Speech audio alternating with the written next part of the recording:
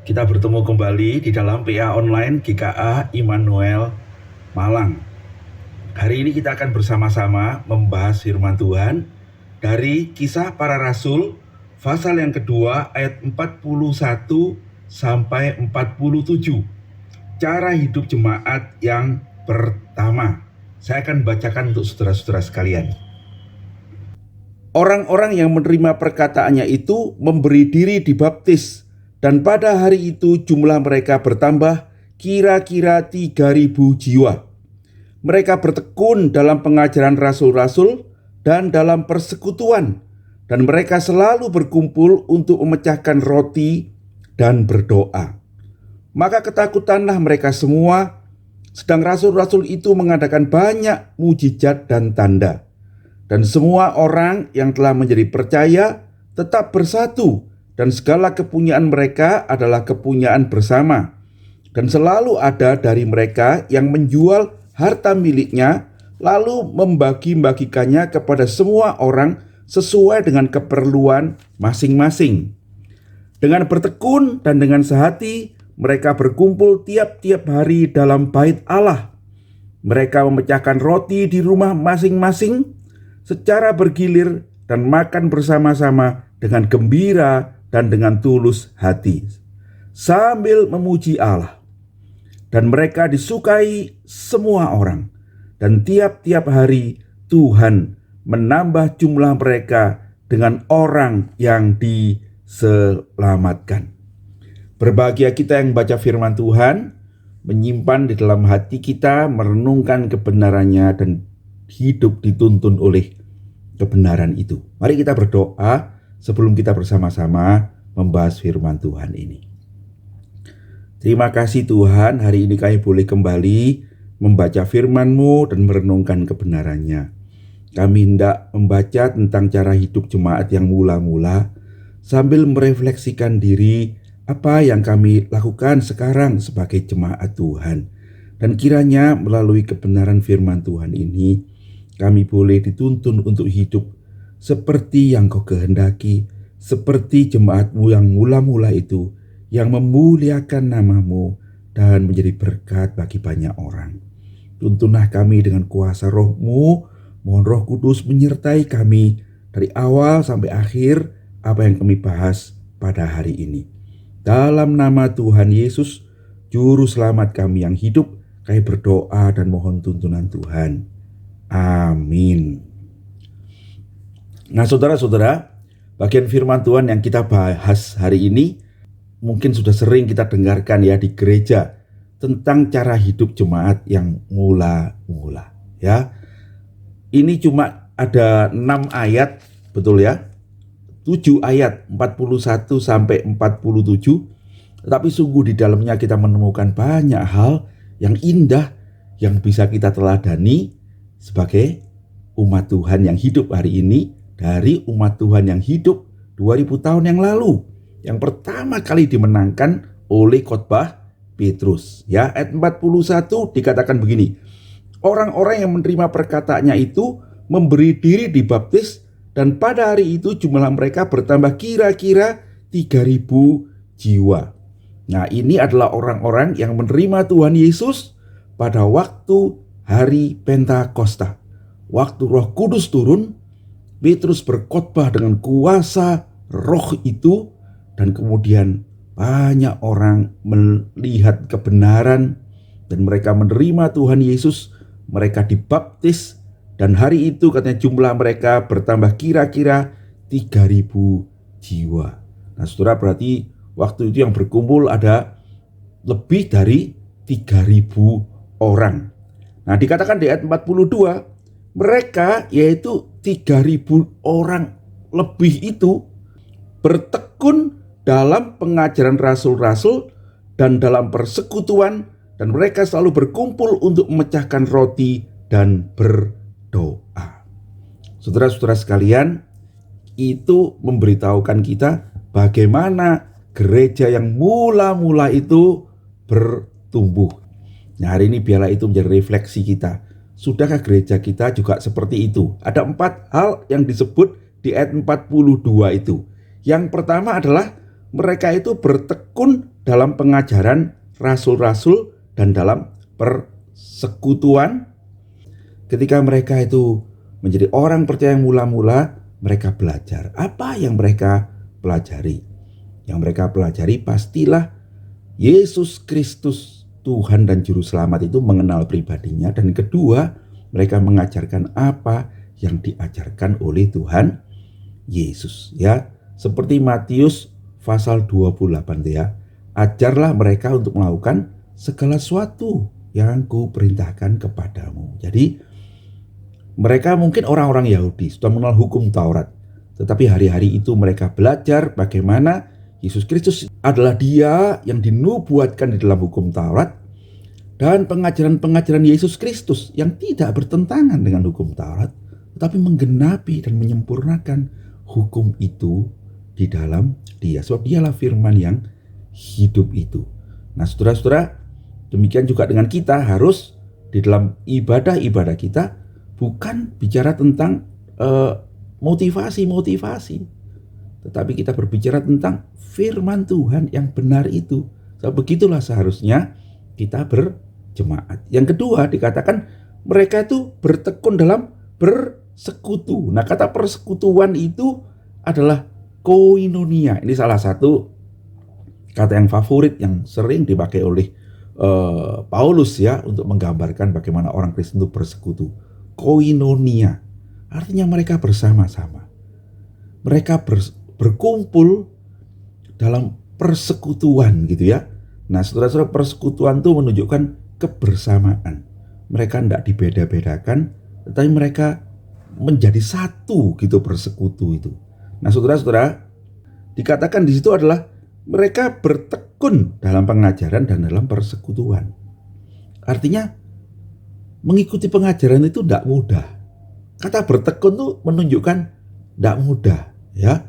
Seperti orang sekolah itu kan kita selalu belajar bahwa rajin pangkal pandai gitu ya. Rajin tekun itu, pangkal pandai itu menunjukkan kerajinan, ketekunan itu menunjukkan kesungguhan.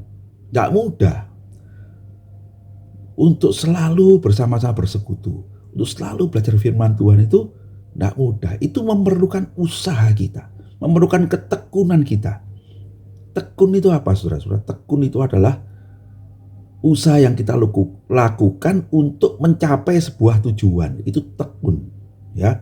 Orang yang terus-menerus berjalan dengan menatap tujuan itu namanya orang yang tekun. Ya, dia melakukan dengan tekun itu terus-terusan. Jadi saudara-saudara, saya ingin mengajak saudara-saudara memikirkan, sudahkah kita ini tekun di dalam belajar firman Tuhan, di dalam persekutuan kita? Saudara-saudara, ini penting ya, karena sesungguhnya itu dikehendaki oleh firman Tuhan, dan kita bisa membacanya dalam jemaat yang mula-mula itu mereka mengusahakannya ya. Dan dikatakan berikutnya, yang ketiga adalah mereka tuh berkumpul untuk memecah roti. Apa itu, saudara-saudara? Nah, ini penafsir mengatakan ini adalah melakukan sakramen perjamuan kudus ya, yang Tuhan Yesus ajarkan sebelum Dia disalib. Ketika makan Paskah yang terakhir, Tuhan mengatakan, inilah tubuhku yang dipecahkan bagi kamu. Tuhan mengambil roti itu, dan Tuhan mengambil cawan berisi anggur, berkata, inilah darahku yang ditumpahkan bagi kamu. Lalu Tuhan memerintahkan, perbuatlah ini untuk mengingat akan aku. Jadi saudara-saudara, mereka itu selalu berkumpul untuk apa? Untuk mengingat Tuhan, mengingat cinta Tuhan, mengingat kasih Tuhan. Mereka mengingat Tuhan yang mati bagi mereka. Lihat saudara-saudara, jadi inti kekristenan itu bukan cuma sekedar pengajarannya, tetapi adanya Kristus di dalam hati, di dalam pikiran orang-orang percaya ya. Itu yang mereka lakukan setiap ibadah. Jadi saudara-saudara, kalau kita gereja, di gereja itu ada lambang salib selalu, bukan? Itu membuat kita sesungguhnya mengingat selalu kepada Kristus. Ketika kita bersuka cita, kita mengingat Kristus yang memberi berkat kepada kita. Waktu kita mengalami kesukaran, kita ingat Kristus yang menyertai kita, menopang kita. Waktu kita kedukaan, Kita mengingat Kristus yang menjadi pengharapan kita. Di dalam segala hal, mereka itu memecah roti, itu menunjukkan mereka mengingat Kristus, ya. Dan yang terakhir, mereka berdoa. Saudara, betapa pentingnya ini, ya. Karena Tuhan Yesus sendirilah yang mengajarkan supaya kita ini berdoa, ya. Mintalah di dalam namaku, kata Tuhan Yesus. Setiap kali kita berdoa, kita datang dengan membawa nama Yesus Kristus, dalam nama Tuhan Yesus. Mereka itu berdoa. Mereka menyerahkan kebutuhan mereka pada Tuhan. Mereka mengucap syukur kepada Tuhan. Berdoa itu menutup mata, tetapi membuka hati, memandang kepada surga. Yesus Kristus yang tidak kita lihat lagi dengan mata jasmani kita itu, di dalam doa kita lihat dengan mata rohani kita, ya. Dia ada di sana, menjadi imam besar kita, juru syafaat kita. Orang-orang Kristen mula-mula, setiap kali bertemu, mereka menutup matanya, memandang Tuhan, menaikkan permohonan mereka, ucapan syukur mereka, pergumulan mereka, luapan-luapan kebahagiaan mereka kepada Tuhan, ya. Karena mereka dalam doalah bertemu dengan Sang Juru Selamat itu. Nah, saudara-saudara, 4 hal inilah yang harus ada di dalam setiap gereja, ya. Sebab inilah cara hidup jemaat yang mula-mula, ya.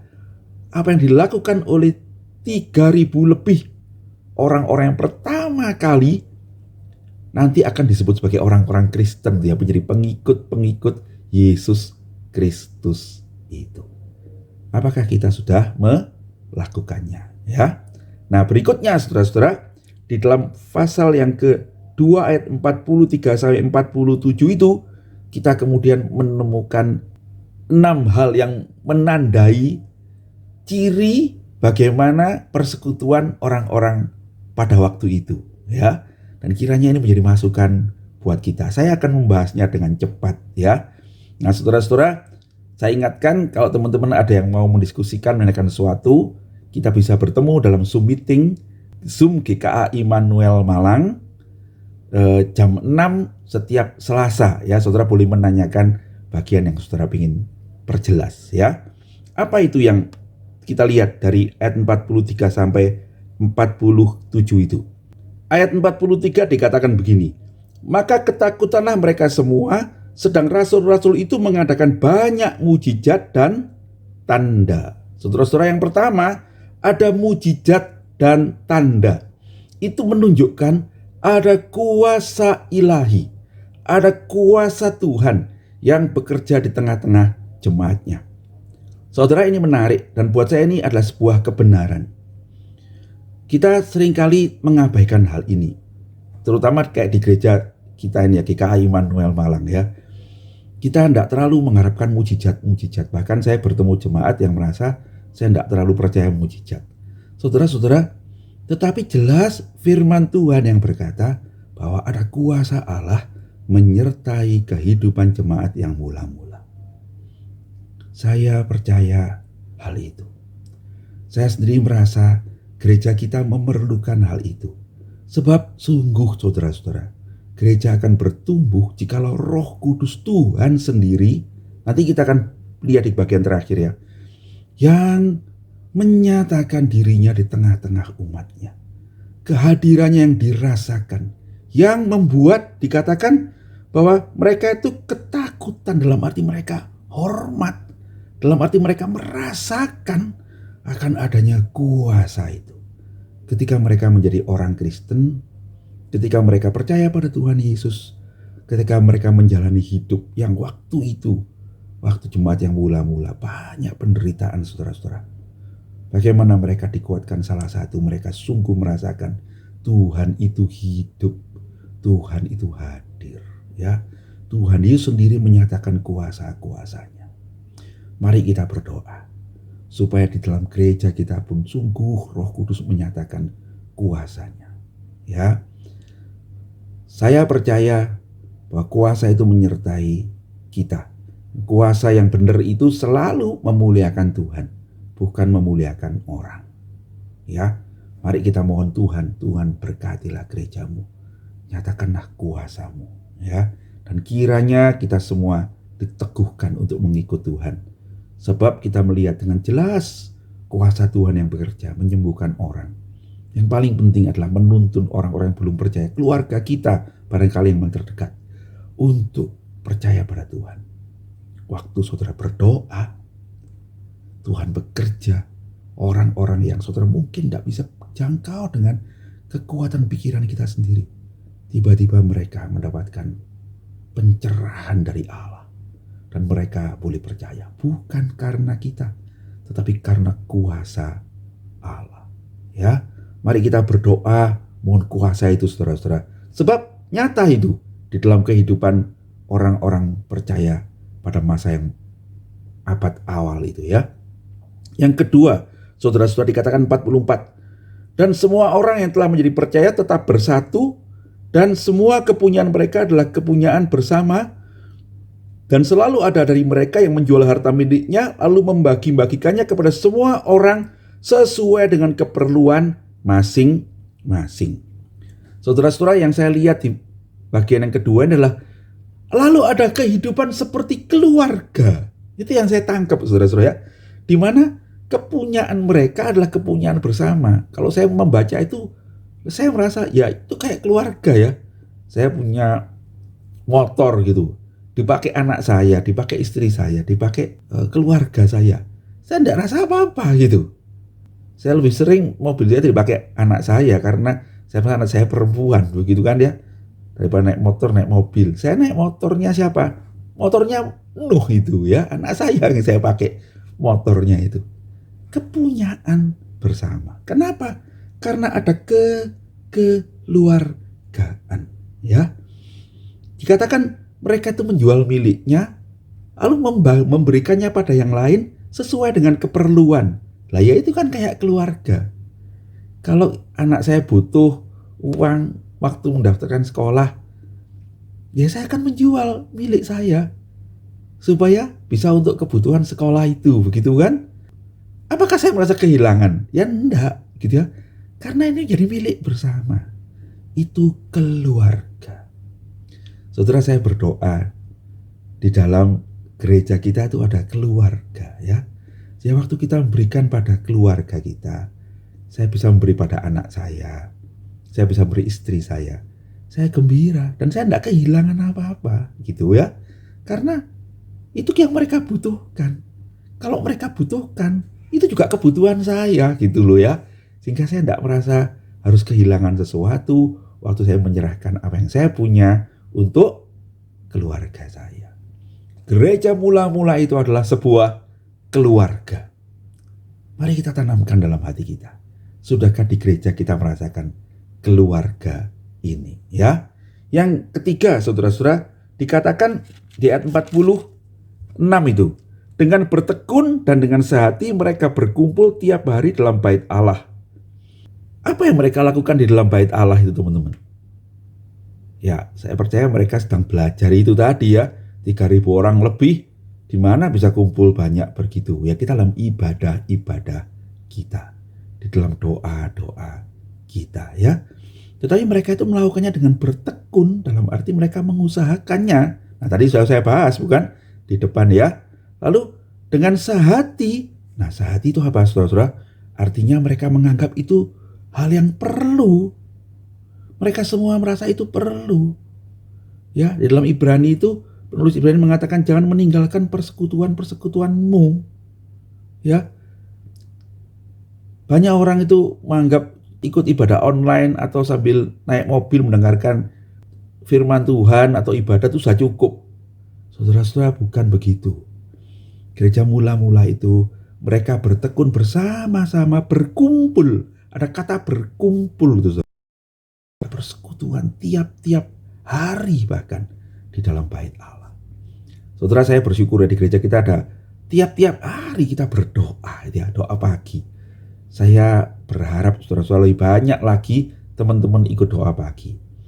Barangkali ada yang mendengar sini dan bukan anggota GKI Immanuel, enggak apa-apa, silakan saudara. Mari kita kalau mau jam 5 di GKI Immanuel Malang ada doa pagi ya. Setiap hari setengah jam kira-kira. Kita memuji Tuhan, kita merenungkan firman Tuhan, lalu kita berdoa bersama-sama, doa syafaat bagi bangsa dan negara, doa secara pribadi, begitu ya. Nah, supaya kita ini bersama-sama bertekun di dalam ibadah kita, persekutuan kita dengan Tuhan itu. Di bait Allah itu ya. Saudara-saudara sekalian, itu mesti dilakukan dengan bertekun, dengan sehati. Artinya ada effort kita, ada usaha kita, ada yang kita rasa bahwa itu penting dan kita sehati. Artinya kita memikirkan orang lain, bukan sekedar untuk saya, tapi orang lain. Gereja jadi indah ketika kita jadi bersehati ya. Kalau kita datang ke gereja bukan semata-mata apa yang saya dapat, tapi ketika saya datang untuk berdoa, untuk belajar firman Tuhan, untuk ibadah itu karena saya merasa saya mesti datang supaya saya bisa bertemu dengan saudara-saudara, supaya saya bisa mengasihi mereka. Nah itu dia. Lalu kita tidak lagi memusingkan apa yang kita dapat, tapi apa yang kita bisa beri untuk saudara-saudara yang menjadi saudaraku itu, keluargaku itu ya. Yang keempat, saudara-saudara, dikatakan firman Tuhan di ayat yang ke-46 masih, mereka memecahkan roti di rumah masing-masing secara bergilir dan makan bersama-sama dengan gembira dan tulus hati. Saudara-saudara, yang ini berbeda dengan yang di atas, memecah roti untuk mengingat perjamuan kudus ini ya. Tetapi bagian ini ada penafsir yang mengatakan mereka tuh makan bersama dengan gembira, itu menunjukkan bahwa itu adalah mungkin makan. Jadi mereka makan bersama, betul-betul setelah persekutuan ibadah itu mereka makan bersama. Jadi gereja tidak usah alergi kalau setiap ibadah setelah itu ada makan bersama ya. Tuhan Yesus itu dan murid-muridnya itu suka makan bersama-sama. Sehingga ada orang-orang Farisi yang mengatakan mereka itu tukang makan-makan dan suka minum-minum. Loh betul ya, ketika Tuhan bertemu dengan murid-muridnya di pinggir pantai, dia menyediakan ikan goreng. Nah saudara-saudara, menarik ya, Tuhan Yesus membuat persekutuan itu adalah makan bersama, menikmati berkat Tuhan itu bersama. Makan itu intinya apa saudara? Kita menikmati. Ya kita bukan cuma melihat ikan goreng, bukan. Kita makan ikan itu. Kita bukan cuma lihat roti gitu kan, tapi kita makan itu. Kita bukan cuma lihat capcay gitu kan, tapi makan. Artinya apa? Kita menikmati berkat Tuhan itu bersama-sama. Dikatakan gembira. Ada kegembiraan di dalam hidup orang Kristen mula-mula itu. Lalu mereka melakukannya dengan tulus hati ya.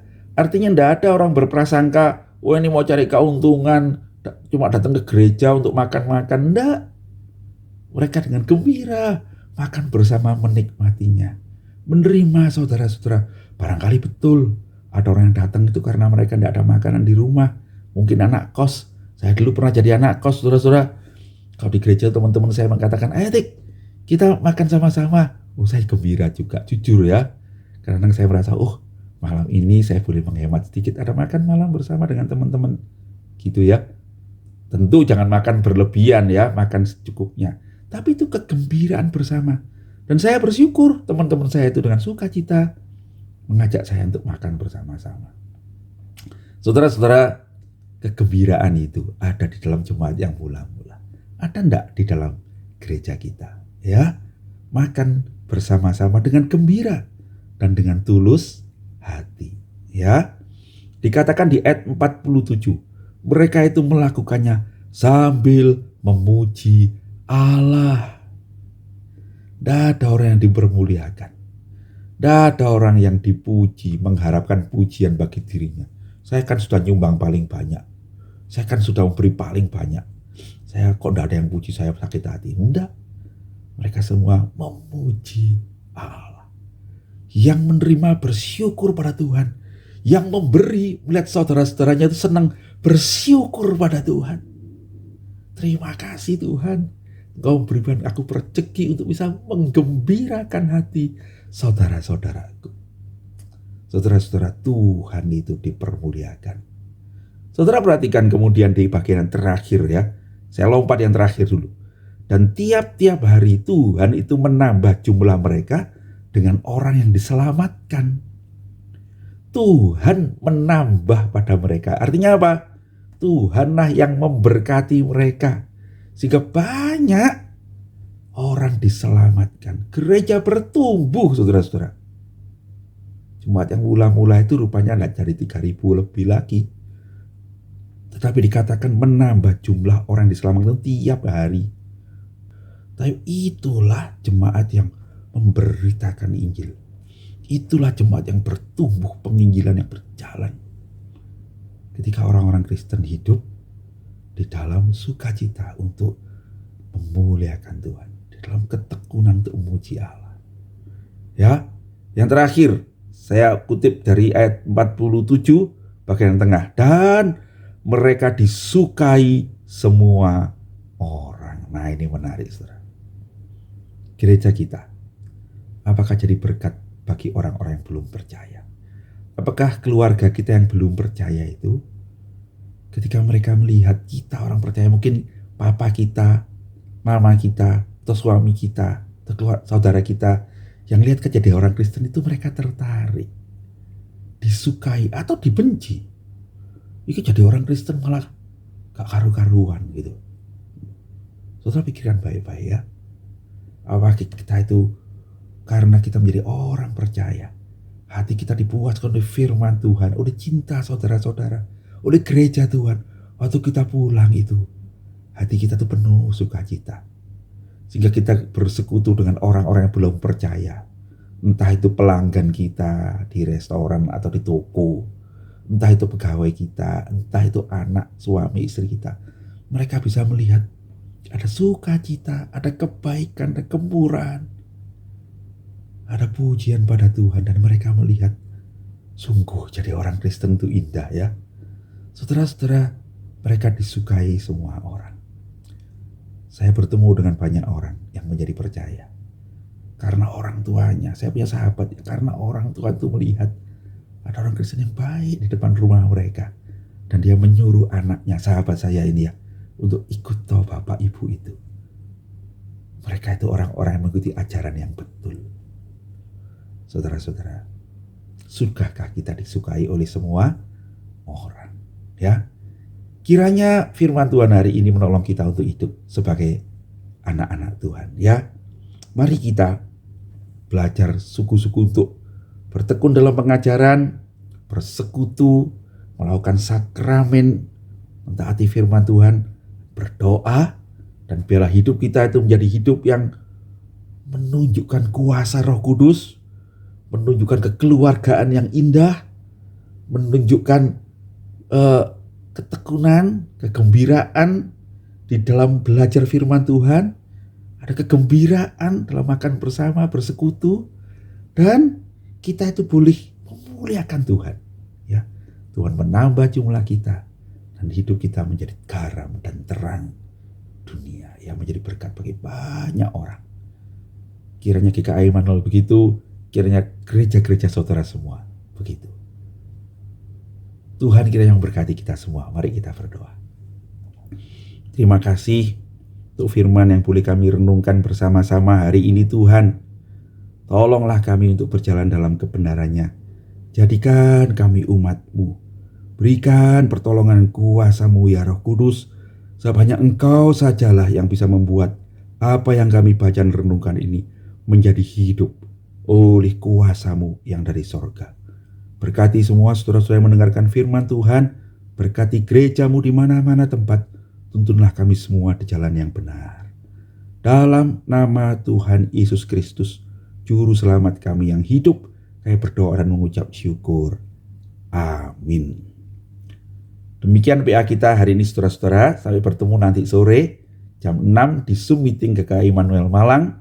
Kita boleh mendiskusikannya bersama-sama. Tuhan Yesus memberkati.